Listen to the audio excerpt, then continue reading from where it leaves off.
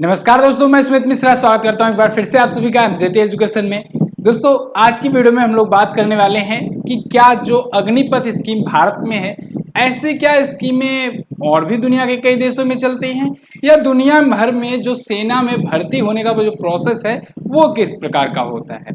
तो ये सारी चीज़ें मैं आपका क्लियर करने वाला हूँ। दुनिया के टॉप मोस्ट जो कंट्रीज़ हैं, जो पावरफुल कंट्रीज़ हैं, वहाँ पर सेना में भर्ती की प्रक्रिया को भी मैं बताऊँगा। साथ ही साथ अग्निपथ योजना पर क्या कुछ नए अपडेट्स आए हैं, क्या कुछ नई चीज़ें जुड़ी हैं, उनको भी हम लोग डिस्कस करेंगे। तो पूरा वीडियो आपको ध्यान से देखना है, बहुत ही अच्छे से डिटेल में समझाई गई है। जैसा ही आपने पुराने वीडियो में, पिछली वीडियो में प्यार दिया, वैसे ही आपको अगली वीडियो में प्यार अपना बनाए रखना है।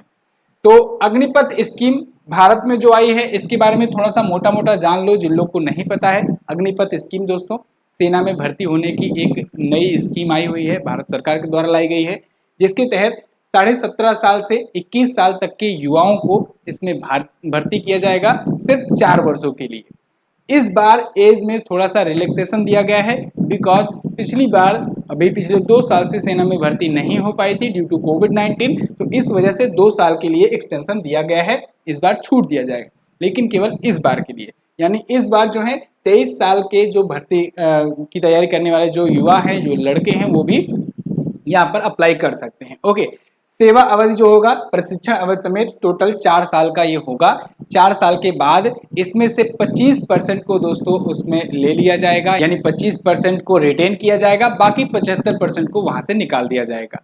अब ये जो 75% लोग बाहर आएंगे, अब इनके लिए केंद्र ने बहुत सारी चीजें बताई हुई हैं। जैसे जैसे दोस्तों, इनको दोस्तों एक तो पहली चीज जान लो ये कि जो ही भी लोग इसमें एंट्री करेंगे, इस योजना के तहत जो भी इसकी स्कीम के तहत ज्वाइनिंग लेंगे, उनको अग्निवीर कहा जाएगा।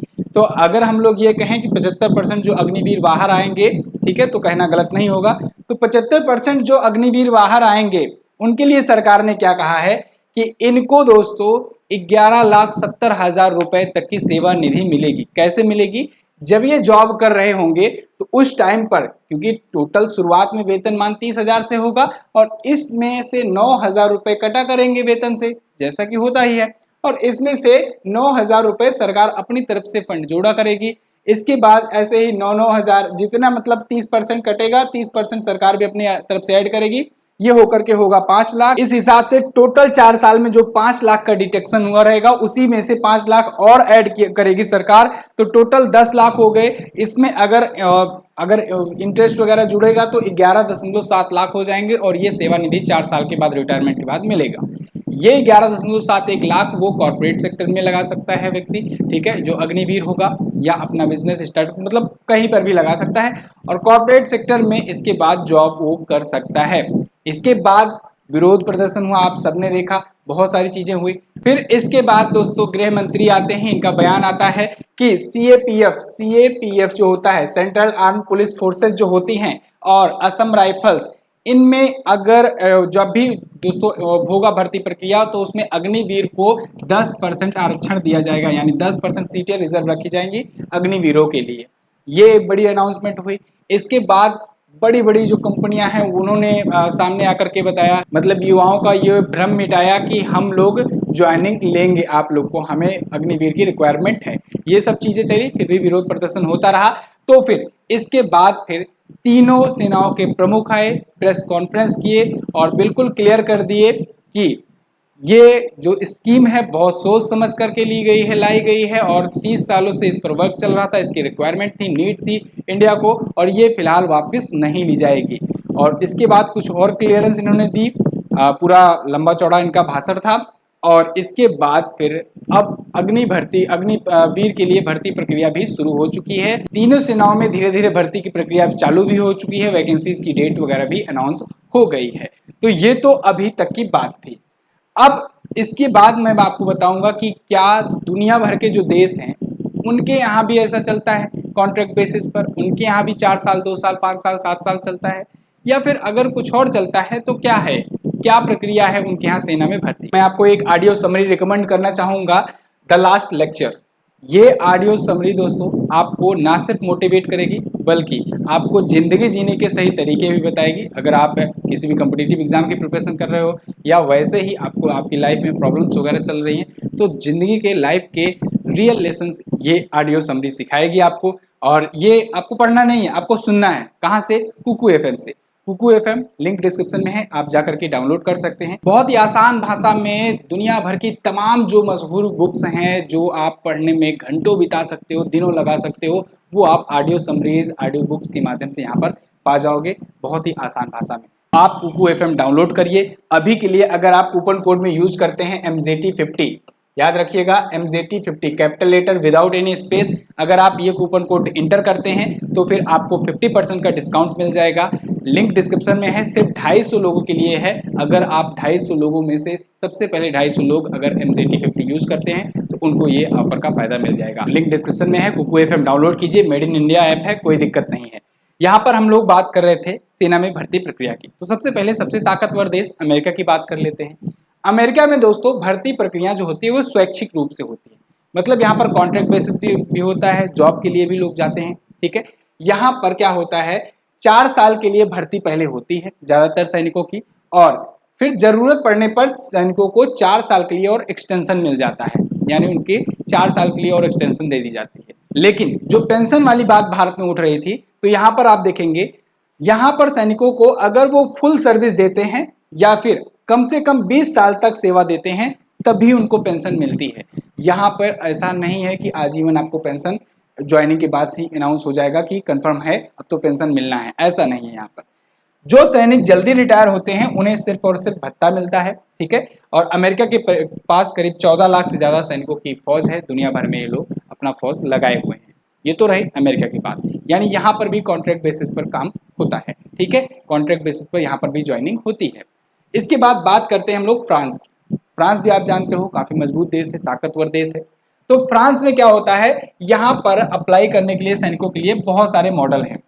यहाँ पर भी भर्ती होती है कॉन्ट्रैक्ट बेसिस पर भी, यहाँ पर भी कॉन्ट्रैक्ट बेसिस वाला सिस्टम चलता है। यहाँ पर जो कॉन्ट्रैक्ट सिस्टम का मॉडल होता है वो होता है 1 साल से 5 साल के बीच में पहले तो कॉन्ट्रैक्ट पर लिया जाता है, यानी 1 साल के लिए भी, 2 साल, 3 साल, 4 साल, 5 साल तक के लिए कॉन्ट्रैक्ट पर लिया जाता है। और इसके बाद रिन्यू भी हो जाते हैं, रिन्यूअल प्रक्रिया भी है। रिन्यूअल प्रोसेस के बाद यानी कि उनको परमानेंट कर दिया जाता है या फिर रिन्यू किया जाएगा कुछ ही सालों के लिए, वो डिपेंड करता है चीज़ें। तो 1 साल से 5 साल तक यहाँ भी प्रक्रिया है। 3 महीने की सैनिकों को शुरुआत में ट्रेनिंग दी जाएगी और जो सैनिक 19 साल तक सेवा देंगे मिनिमम, उन्हीं को दोस्तों पेंशन का लाभ मिलता है। यहाँ पर भी देखो एक चीज़ मैं नोटिस करवा रहा हूँ आपको, आप देखते जाओ कहाँ पर पेंशन वाली प्रक्रिया का क्या क्या रूल है, इसको भी देखते चलो आप। अब बात करेंगे चाइना की। चाइना दोस्तों इतनी बड़ी पॉपुलेशन वाला देश है, यहाँ पर भी कॉन्ट्रैक्ट वाला सिस्टम चलता है और यहाँ पर तो और गजबे चलता है। देखो कैसे चाइना में हर साल करीब 4.5 लाख लोगों की, सैनिकों की भर्ती होती है, 4.5 लाख की, ठीक है, 4.5 लाख की भर्ती होती है। ऐसा इसलिए होता है क्योंकि वहां पर हर साल 80 लाख लोग तैयार रहते हैं, 80 लाख युवा तैयार रहते हैं। तो उनमें से 4.5 लाख लोगों को, 4.5 युवाओं को ले लिया जाता है 2 साल के लिए, ठीक है। 2 साल तक सेवा देते हैं वो लोग और 40-40 दिनों की उनको ट्रेनिंग दी जाती है, लेकिन इसके बाद भी फिर उनको निकाला जाता है और फिर वो अपने सेक्टर में जाते हैं, कॉर्पोरेट सेक्टर या फिर कहीं और जाते हैं निकलने के बाद। देखिए ऐसा नहीं है जो परमानेंट सैनिक है उनकी अलग से भर्ती होती है यहाँ पर, ठीक है, ऐसा नहीं है कि सबकी भर्ती ऐसे ही होती है।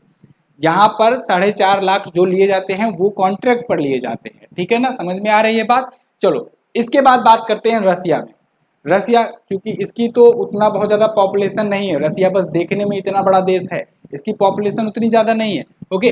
तो रसिया में भर्ती के लिए सशस्त्र बलों में भी यहाँ पर भी कॉन्ट्रैक्ट सिस्टम है, लेकिन यहाँ पर एक हाइब्रिड मॉडल है सैनिक भर्ती का। हाइब्रिड मॉडल कैसा है, यहाँ पर 1 साल की ट्रेनिंग के बाद 1 साल सेवा का मौका मिलता है और इसके बाद उन्हें रिजर्व में रखा जाता है।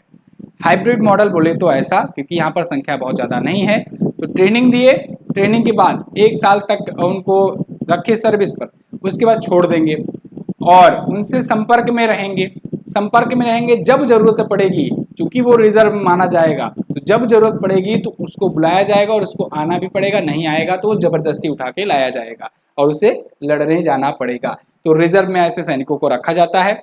इन्हीं कैंडिडेट में से परमानेंट सैनिकों की भी भर्ती की जाती है, यानी जो परमानेंट सैनिकों की भर्ती की जाएगी वो इन्हीं में से की जाएगी, जैसा कि भारत में अभी ये हुआ है। अग्निवीर जो होंगे जैसे 25% लिया जा रहा है, ठीक है ना। अच्छा, एक चीज़ जो मैं और क्लियर कर देना चाहूँगा आपको, जो ये 25% दिया जा रहा है, अभी भारत के जो सेना प्रमुख हैं इन्होंने अनाउंस किया था, ये 25% अभी 45,000 की अपेक्षा में कम लग रहा है। लेकिन जल्द ही, ये तो चूंकि 45,000 जो है पायलट प्रोजेक्ट के तहत है, जल्द ही इसी के तहत, चूंकि अब भर्ती इसी के तहत सेना में होने वाली है, तो 90,000 से 60,000 या 1 लाख, 1.5 लाख, 1.25 लाख तक भी वो लेंगे वो भर्ती प्रक्रिया में, और फिर उसका 25% रिटेन करेंगे, या फिर हो सकता है वो संख्या और भी बढ़ा दें, परसेंटेज 50% रिटेन करें। तो ये चीज़ें आगे की जाएंगी, लेकिन अभी के लिए फिलहाल 45,000 46,000 के आसपास में वैकेंसी निकाल करके 25% रिटेन करने की बात कही गई है। ठीक है, यानी कि भारतीय जो सेना में है उसमें संख्या में कमी कोई नहीं आने वाली है। दूसरी एक बात और कि इसमें किसी भी प्रकार का इस हिसाब से रेजिमेंट वाइज नहीं होगा, जाति वाला रेजिमेंट वाला नहीं होगा, जैसे जाट रेजिमेंट होता है, डोगरा रेजिमेंट, बिहार रेजिमेंट होता है ना, गोरखा रेजिमेंट होता है, इस टाइप का नहीं होगा। चाहे वो केरल का हो, चाहे राजस्थान का हो, चाहे जम्मू कश्मीर का हो, चाहे यूपी का हो, सबको एक साथ रखा जाएगा। तो ये बड़ी अच्छी बात है वहाँ पर, ठीक है ना। तो ये चीज़ें होंगी। फिलहाल ये तो थी अपडेट, जो दुनिया भर के तमाम देश हैं उनमें कैसा क्या प्रोसेस है, तो इसको आपने जाना। वीडियो पसंद आई है तो इसको लाइक और शेयर कीजिए। कुकू एफएम डाउनलोड करना मत भूलिएगा, ज़बरदस्त ऐप है, जाइए डाउनलोड कीजिए, लिंक डिस्क्रिप्शन में दिया गया है। और MZT50 आप कूपन कोड जरूर यूज़ करेंगे। मिलेंगे अगली वीडियो में दोस्तों, तब तक के लिए नमस्कार, जय हिंद, वंदे मातरम।